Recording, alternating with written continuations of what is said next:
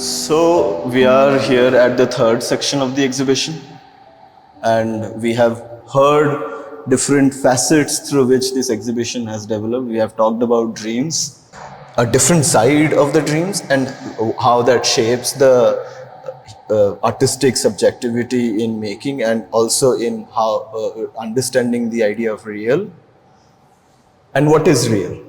So I would like to ask you this question in this section to begin with. How do you see this notion of real in today's time, and how you have engaged with this idea of real in this exhibition? For me, I have engaged in this section, entering via the debate between reality and versus representation. So I've been very much focused on that particular debate, because for me, as much as reality is deceptive, images are also deceptive.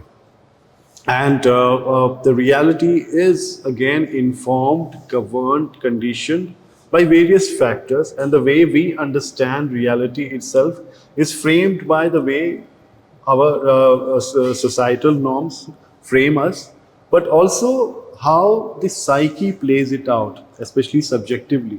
How the psyche plays out at the looking of the real, the engagement with the real. And this complexity between the societal norms of understanding the real, but also the tussle between the societal and the individual, where the individual also plays out an important role in engaging with the real, manifests in dreams also. Because dreams are the world of that tension, where the societal versus the individual kind of gets into that tussle. So for me, the representation of reality is always an important topic to understand, to study, and art does that for good thousands of years. Art has been doing that, still does that. But for me, what matters is that how artworks complicate the reality, and not only in terms of images, but also in terms of what we understand as reality. And the classic case for us we have is the Plato's cave, where these men are trapped and there is a shadow, and we have some beautiful shadows there also. So these men are trapped in this cave there. They can only see their shadows, and they think that that is the real world. They are looking at the shadows, and they think that that's the real world. But the real world is somewhere behind them. So there's a fire, there's a world, and there's a fire behind them, and that's what's creating the shadow of the reality. So we assume that we look at the shadow of reality as the real. And we need to break away from that. And images have this dual function of keeping us into the, what you call, this illusion of the real. And images can also show the simulation of the real. So all this, the simulation, the Plato's cave, all these, the allegory of the cave, all this comes from the philosophical lineage of questioning the reality, but also by the illusion. And that's why in Plato is very anti-art, because he, according to him, because art is creating an illusion that is not real, that's not useful. Because it's creating the shadow of the real. It's not creating something real. That should be the ideal. Right. So, but art also shows you that what you're seeing is the shadow. Right. What you're seeing is not the real. Right. That you are living in a simulation. You're living in a world that is controlled, that is governed, that has conditioned you to look at the world like that. So art has the possibility to engage with the duality and show you the duality. Right, absolutely. There has been a long history of abstraction and psychoanalysis, you know, and in terms of understanding psychoanalysis from artistic perspectives, abstraction has been historically contributed to the discourse of it. And this section also speaks about, at different levels, it speaks about those abstractions, those emotional spaces through which, you know, you talk about forms and representations, forms and emotions. So would you like to talk something about that? So I will start with this section that is called the dream's enigma. Of course, dream is an enigma, but what is dream's enigma? And where is that coming from? What is dream's enigma? So this section has been arranged in such a way and conceptualized in such a way based on certain questions which I have asked. That is that it's not my question, it's generally psychoanalytic question that is the unconscious manifesting itself only via dreams, jokes, or slip of tongues, or the certain traumatic, what you call, breakdowns? Is it the only way through which unconscious is expressing itself, manifesting itself, or is it expressing itself via these cultural forms of making which we see around us?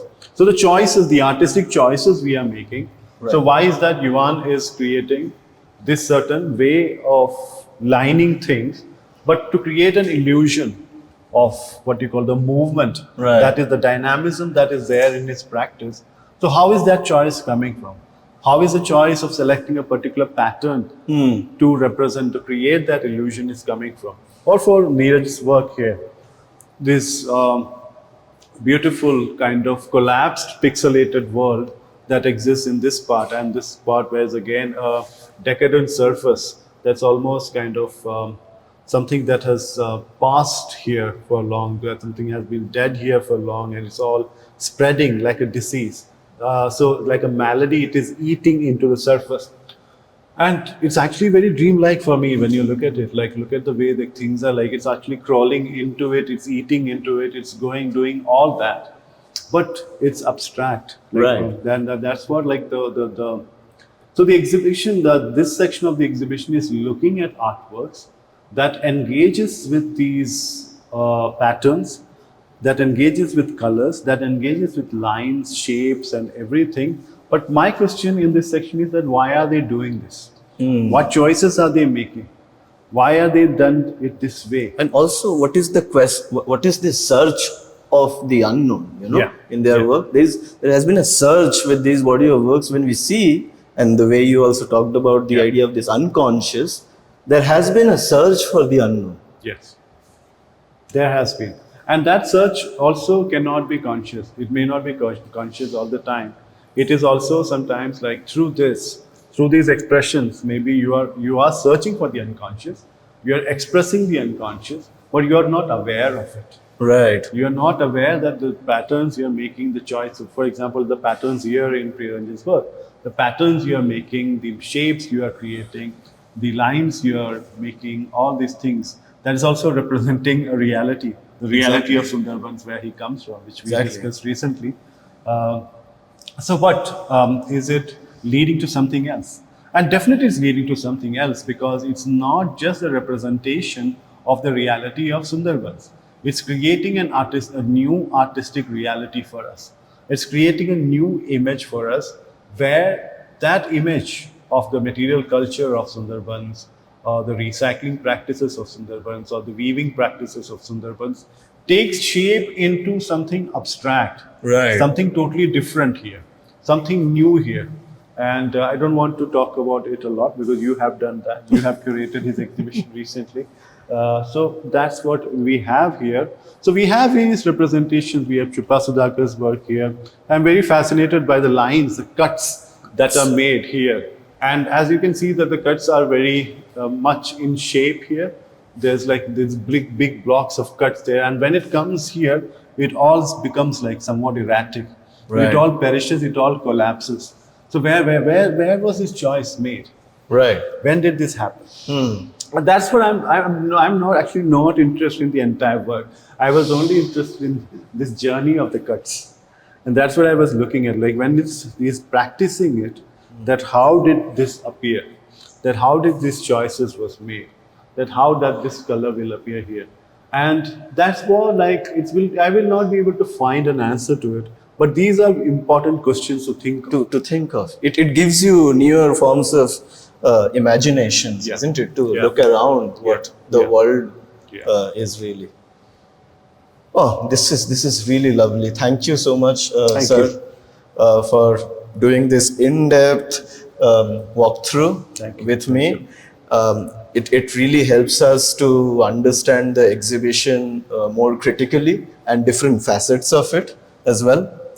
So this exhibition is open till 16th of November here at State Art Gallery, Hyderabad. Yeah. And next month, if you are not here in Hyderabad by any chance, so this exhibition is going to move to gallery.work. So, and this exhibition is going to be there for a month. So if you are around Gurgaon or Delhi NCR, so do visit the exhibition there as well. And I thank you all to be here. Thank you, sir, for doing Thank this. you. Thank you for the conversation.